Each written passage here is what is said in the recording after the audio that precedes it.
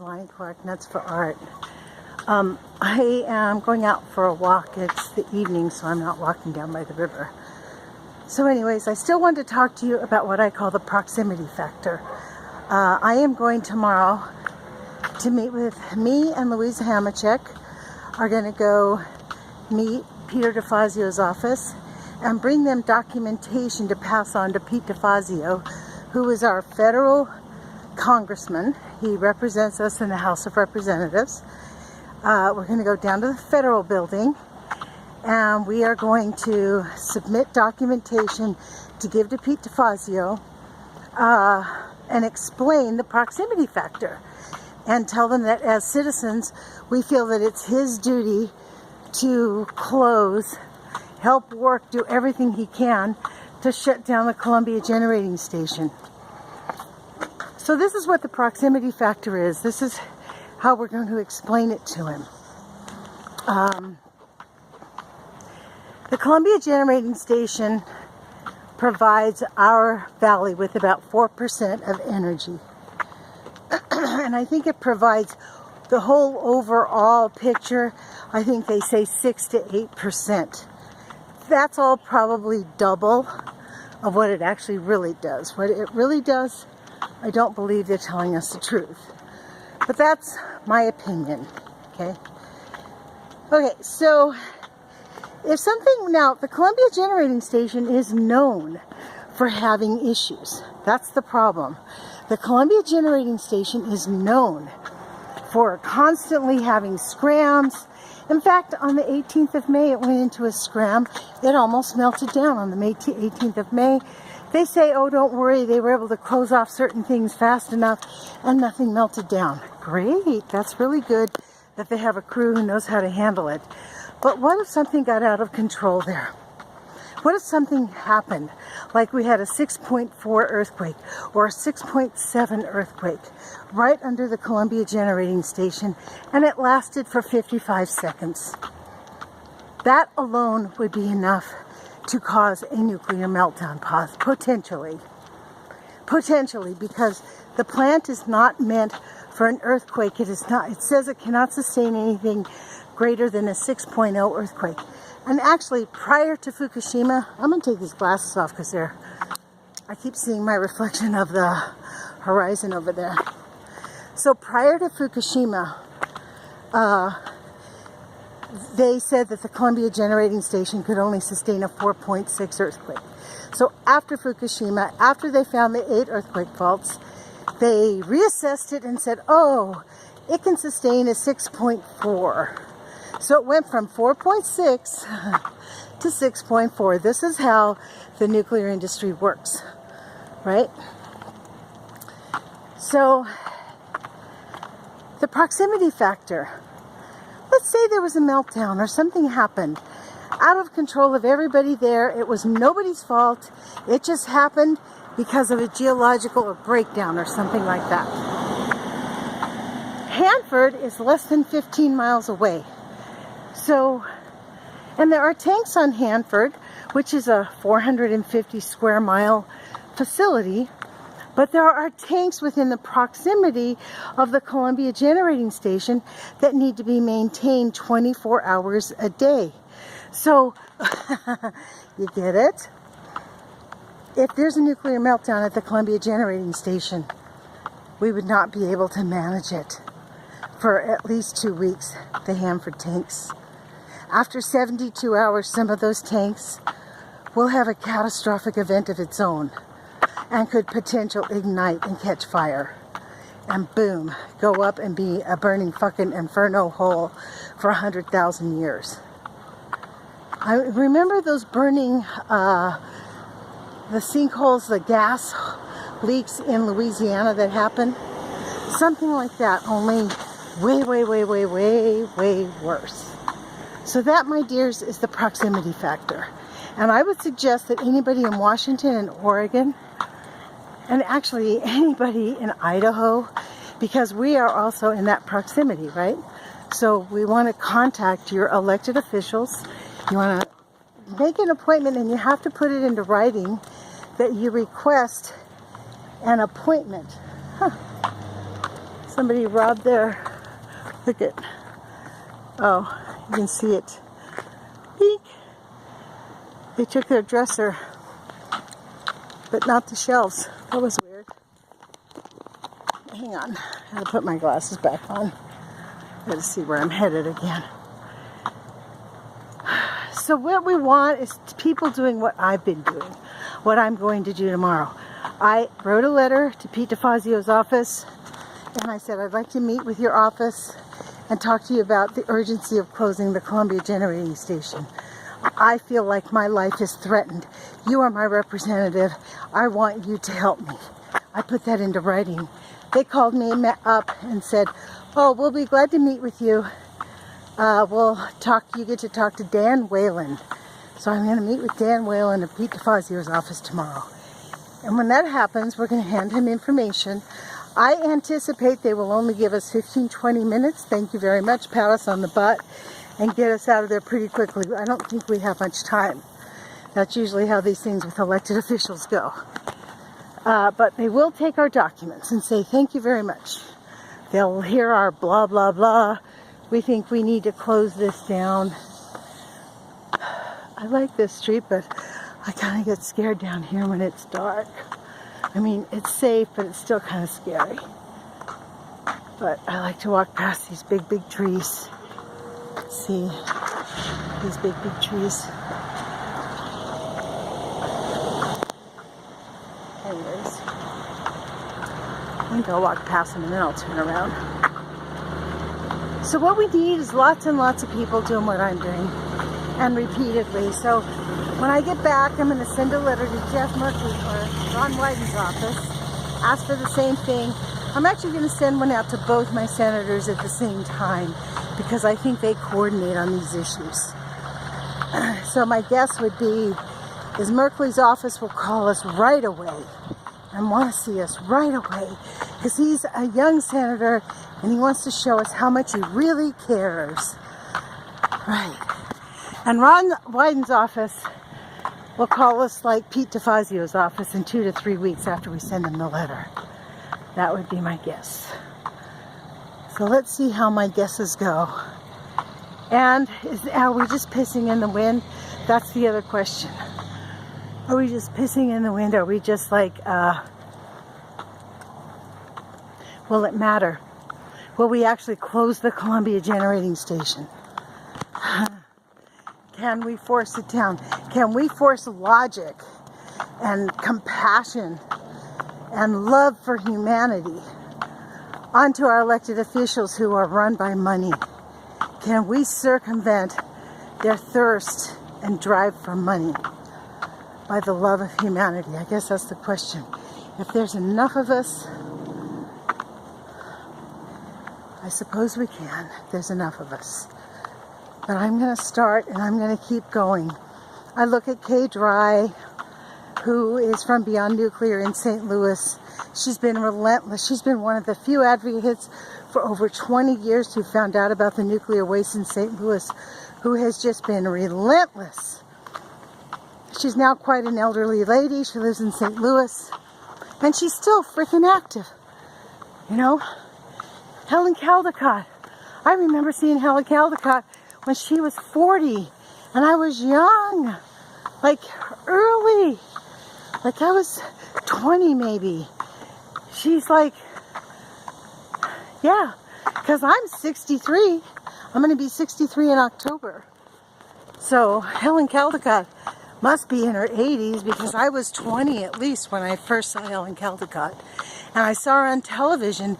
She was a young woman, totally hilarious, and really was determined to close the nuclear industry down, which we got close to doing. But then everybody went to sleep. Everybody went to sleep. They let us think we won. And then they went behind us and they acquiesced and said, okay, you can keep open a few plants. They originally wanted over 300 nuclear power plants.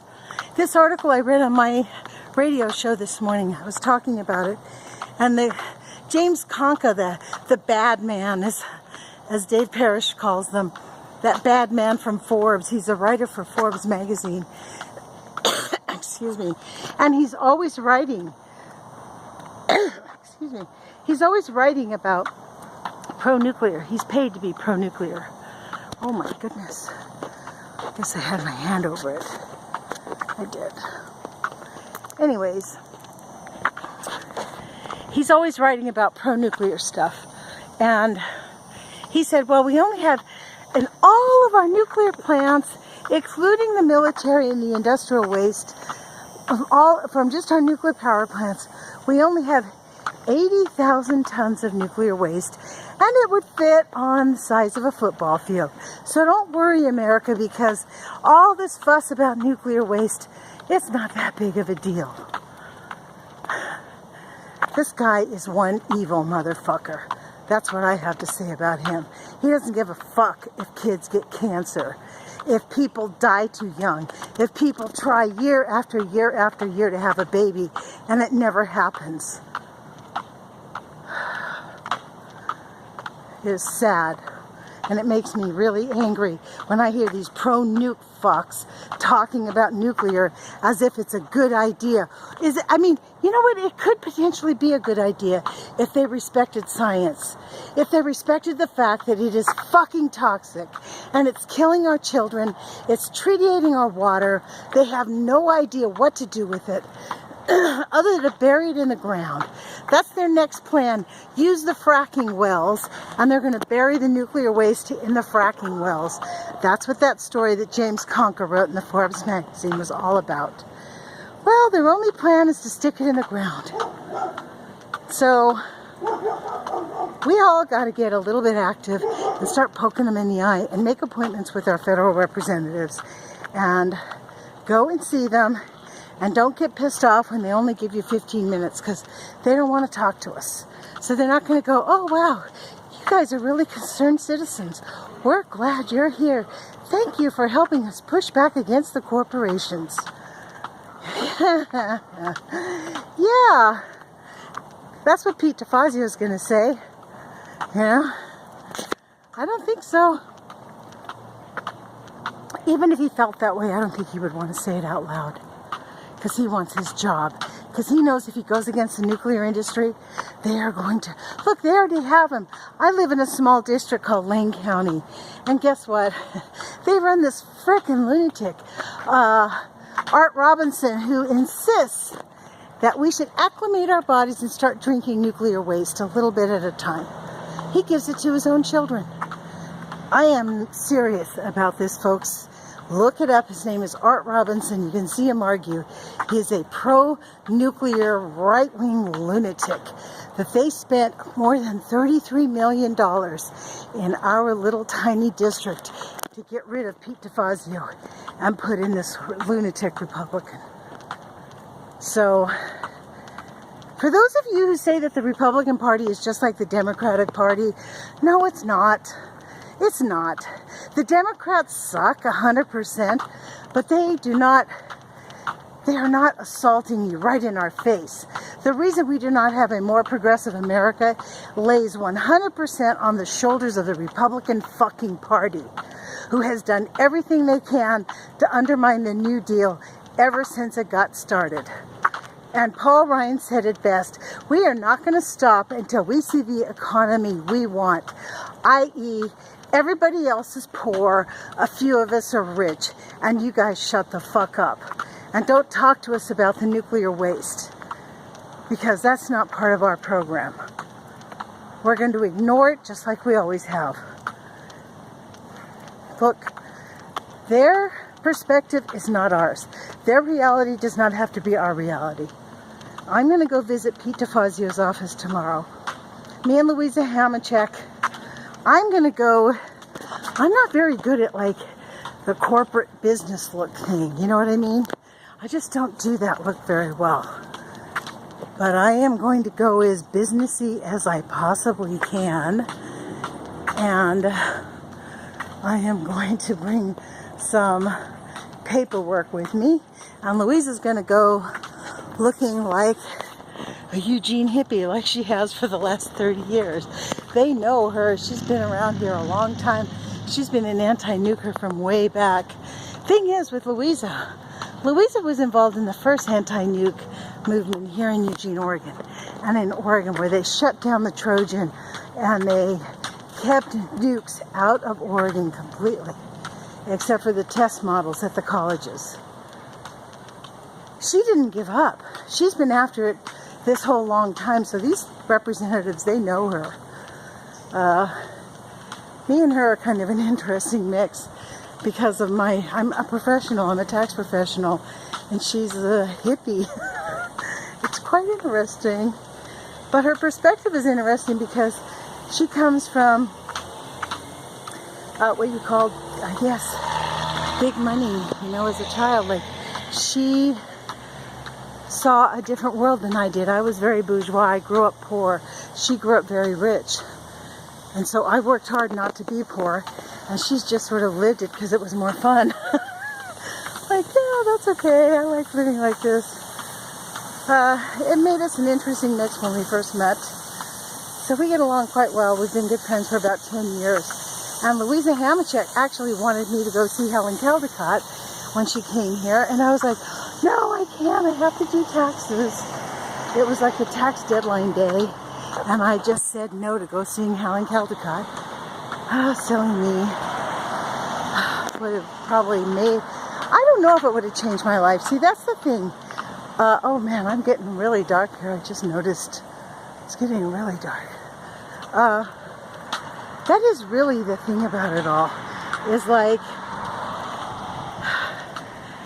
we do things when we're ready. We can't, even if we're fed the information early on and we're not ready for it, we actually don't, we can't change it. It's kind of like, I give away these books all the time. I give away 3 books. I give away this book by Linda Richter Page called Healthy Healing, the 4 Agreements, and Louise Hay's book, You Can Heal Your Life. And I give those to people who become my clients because I learned a long time ago that people who have tax problems recreate their problems if they don't change their internal dialogue, right? And the only way to do that is to get real healing going on. So I send them these books. Interestingly enough, the ones who read the books, or they don't have to read all 3 of them, and I bring the healthy healing because a lot of times people have tax problems because they're sick. So you can learn to cure yourself of lots of ailments, simple ailments like arthritis and what else? I don't know, a lot of simple things, knee problems, back problems, stomach problems. Oh Lord, I don't think I can turn the light on. I wonder if it will make it more light.